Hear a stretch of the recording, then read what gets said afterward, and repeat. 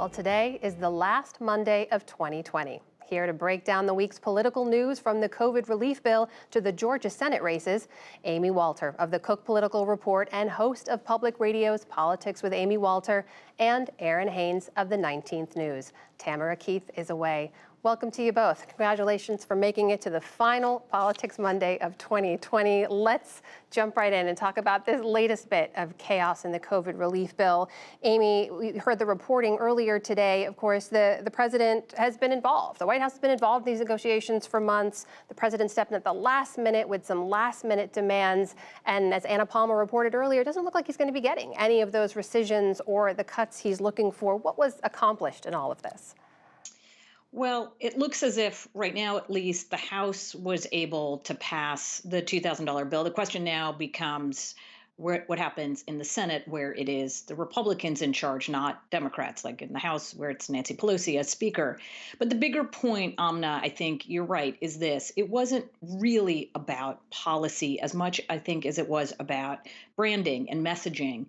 Donald Trump's message from the very beginning of his time as a candidate to the end of his presidency has been about, I'm the only one who can fix this. I alone can do this, that everything else is sort of rigged against me. He talks, of course, a lot about the fact, unfounded, that the election was rigged against him, that the media is rigged against him. And in this case, it's Congress, right? He wants to keep making the claim that Washington's so dysfunctional, they can't help you.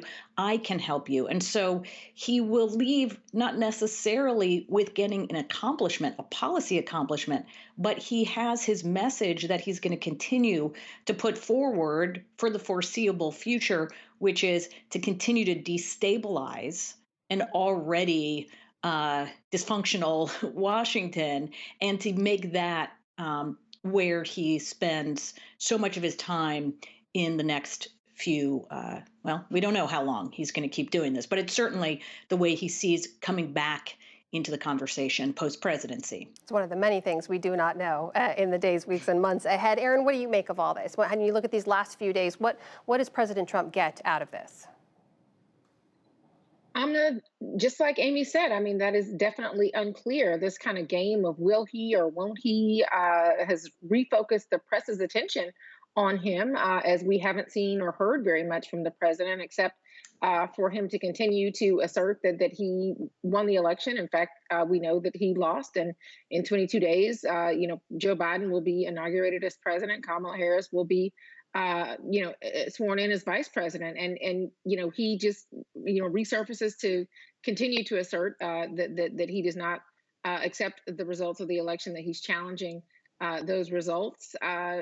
This is a problem, particularly in Georgia, in these consequential Senate runoffs that are going to decide the balance of power in that chamber. And you have two incumbent senators that are on the ropes because of a president who is raising the specter of both a rigged election and really making pandemic relief so difficult for so many of the Georgia voters for whom the reality of the pandemic, both from a public health and an economic standpoint, is very front and center for them, especially over these holidays as benefits are expiring, and they are seeing the real life stakes of policy and legislation in their lives, and wondering why Congress is not responsive and why the president has been playing politics with real life and death issues for so many Americans.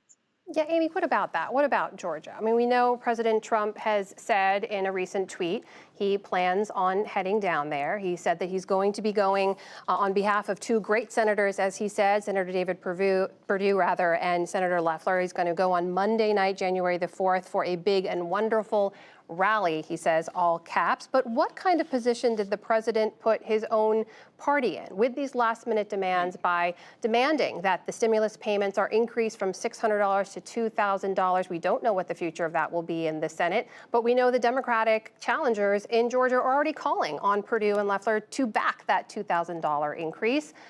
Has this become sort of a loyalty test for Republicans?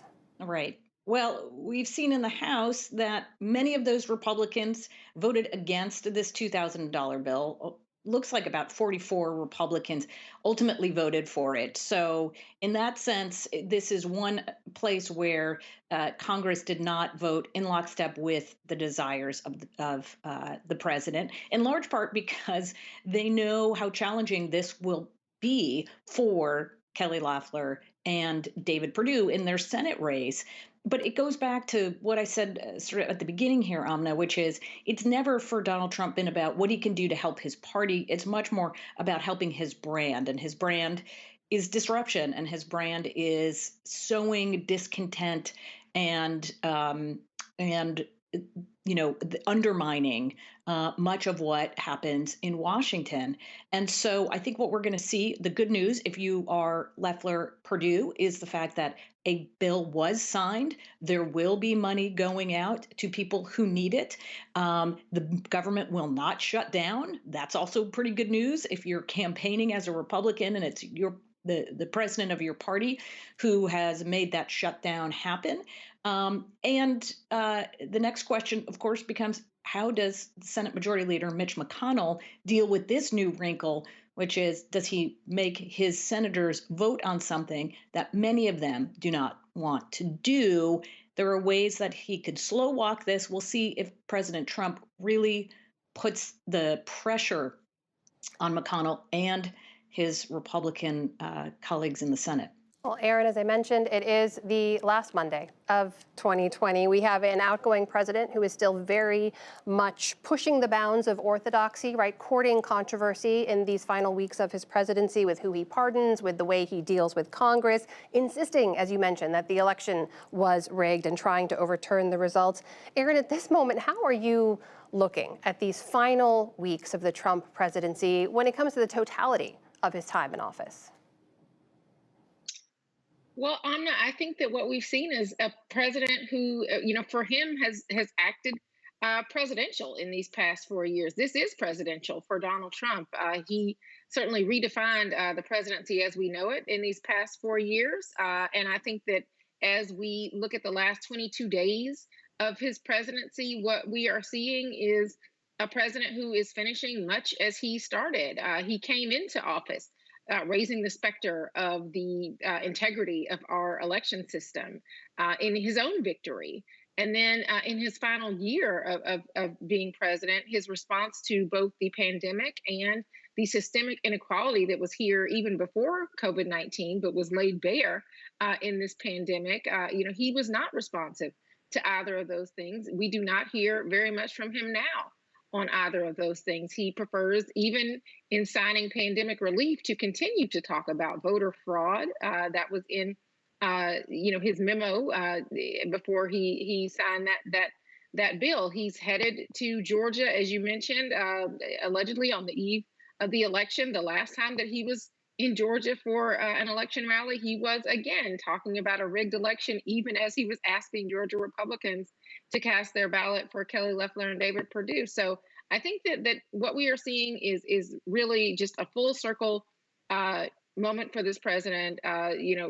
His legacy is the final chapter of his legacy is being written now, and frankly, it has been, if nothing else, consistent with what we've seen since 2017.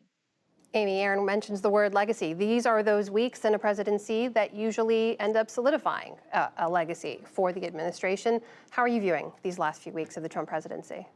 Yeah, I think that what Aaron laid out is pretty much right on the mark, which is he's leaving as he came in, that the system is still broken, that there were forces that conspired against him, that only he can fix this, and sort of setting himself up for two things, either to be a 2024 candidate for president or to be a kingmaker. I think he could do both, but I think we're going to see, at least in these next couple of months, the role he plays as the face of the Republican Party and the one who can make or break candidates. And that's where he is the most comfortable, not necessarily in pursuing policy, but in pursuing the message that the system itself remains broken and people should continue to be upset at it.